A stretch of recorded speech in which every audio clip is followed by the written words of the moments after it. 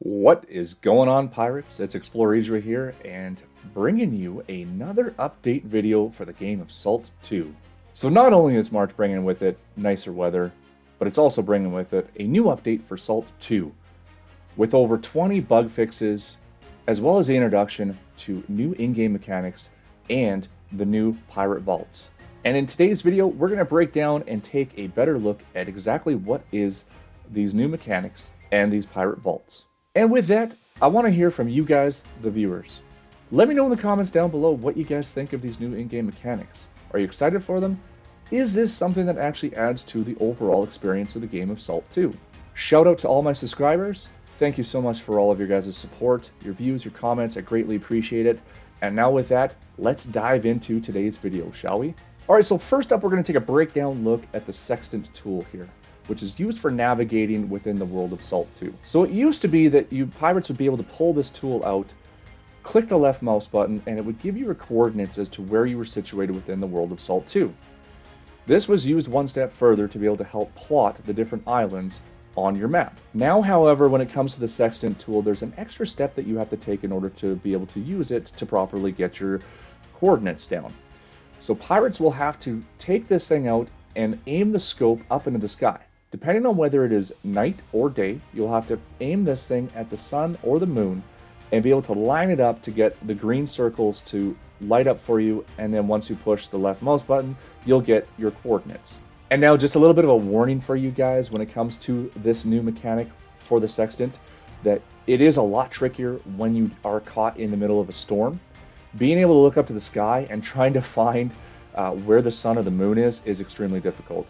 Not to mention that if you have obstacles like the giant redwoods trees, or say your ship is in the way of being able to find where the sun or the moon is, you're going to have to do a little bit of playing around and moving to try to get that thing to line up properly.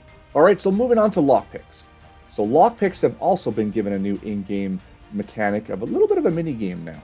It used to be when you came across a locked door that required a pick lock to be able to open it, the game would prompt you with a warning to say, hey, did you want to unlock this door and consume the lockpick? Yes or no. And then from there, you could open the door by clicking the left mouse button. Now, however, when you go to unlock a door that requires a lockpick, it'll prompt you with a mini game. The mini game itself will be a circular dial with a keyhole in the middle, and on the side will be 3 grayed out locks. The dial itself will start to automatically go counterclockwise, and it's up to the player to have to match up that dial when it hits inside the green box. Successfully hit that 3 times, and you will unlock the door to be able to get inside and get your pirate loot. Alright, and for the last mechanic that's been introduced into the game of Salt 2, we're going to take a look at fishing. So fishing used to be that you would just have to equip your fishing pole, have your different type of bait that you wanted to fish with, stand off to the water, cast in, and just wait for the fish to catch onto your hook, and then push the left mouse button and it would reel in automatically the fish attached. Now, however, you will have a new, well, you guessed it, minigame. It's going to pop up whenever you go to fish. The new minigame itself will give you 2 different bars that will pop up simultaneously onto your screen. The top bar is going to be your bar that you need to match up a gauge that will move back and forth, and you have to get it into the green box. Kind of similar to the gauge that would move around on the lockpicking minigame. Match it up into the green box and successfully click the button when it's there, and you will catch the fish. The bottom bar is set for the fish itself. It has a bit of a time limit now. So it'll start off on the left, and it will move across the bar, moving in the right direction. And once it hits the end of the bar, then your time is up, and the fish will be gone. So make sure to match up that gauge into the little green box and catch your fish before it gets away from you. All right, so moving on to the exploration talent tree, you guys. So you will notice when you go into where your talents are within your character, that on the very end, there is a new exploration talent tree that's been added to the game. So now every time you plot down an undiscovered island on your map within the game of Salt 2, you will get experience points towards your exploration talents. Every 5 levels will gain you another point to be able to spend to unlock a new talent inside your talent tree. You will find everything from things like your basic stats being able to be improved, strength and so on, to other things like being able to add to your carry weight, to all the way down at the bottom where you will see that you can unlock talents that'll actually allow you to heal while you rest. So get out and start exploring and getting those islands unlocked and unlocking yourself some new sweet talents. Now, one thing I should put a note on for you guys here is that when it comes to the exploration talents, the islands that you have already plotted, it will not work to go back and try to replot them down. Once they're discovered, you won't get the exploration points for that. So you must go out and find the new islands and chart them and plot them onto your maps. Now onto the fishing and exploration logs. So obtaining the fishing and exploration logs, you can do it in one of two ways. You can either chance it out by taking down enemies within the world of Salt 2 and perhaps picking one up off of their corpse, or you can go to one of the two merchants, either the cartographer merchant for the exploration log, which you can find in any seaport island, or you can go to one of the fishing boats that you can find out in the middle of the sea and pick up the fishing log from one of the fishing merchants. And now once you have the fishing and exploration logs, you can then take them out and place them onto your ship like ship decorations.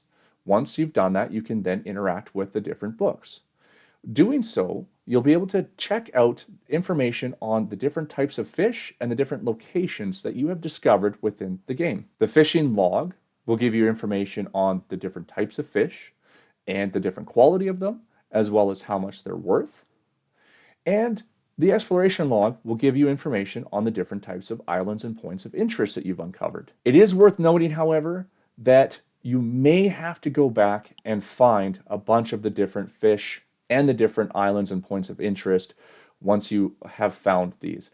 I found that when I put them down onto my ship that I had none of the fish unlocked, even though I had a fishing level of 20 and had caught several different fish in the past.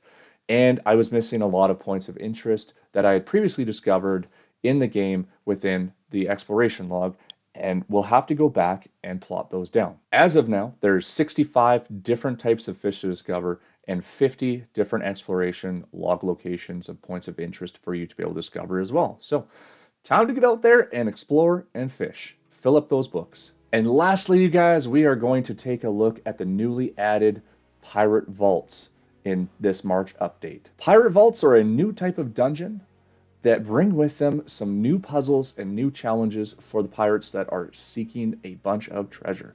Once you get inside the vault, you're gonna have to navigate your way through and unlock the gates in order to get yourself into the treasure vault room and get yourself a bunch of good loot. So finding these vaults, you're gonna have to head out and start discovering a bunch of the pirate islands.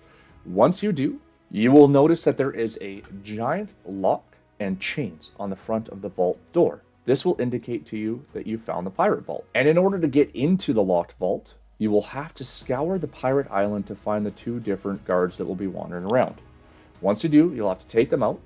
You'll have to collect the different shards that they have on them and bring those key shards back to the forge in front of the locked vault. Use them with the forge to create the key, and then use the key on the lock to get inside. And then once you do, well, it's up to you, the pirates, to be able to navigate your way through the pirate vault and get to the treasure at the end. So good luck. And that's it for today's March 2025 update video for Salt 2, you guys. Sadly though, there is no new news or update information on when we are expected to get co-op within the world of Salt 2. I know a lot of people are hyped for being able to play co-op within Salt 2, including myself, but it looks like we're gonna have to wait a little bit longer for any new news. I'll keep my eyes peeled, and once I find out anything further, I'll report back to you guys. And with that, drop me a comment down below. Let me know what you think of this new update and the new mechanics that it's brought with it. And if you're looking for more content on Salt 2, well, be sure to check out the playlist that I have up on my channel. Thank you so much for hanging out with me today, you guys. Hope you guys all have an awesome day, and I hope to see you guys in the next video.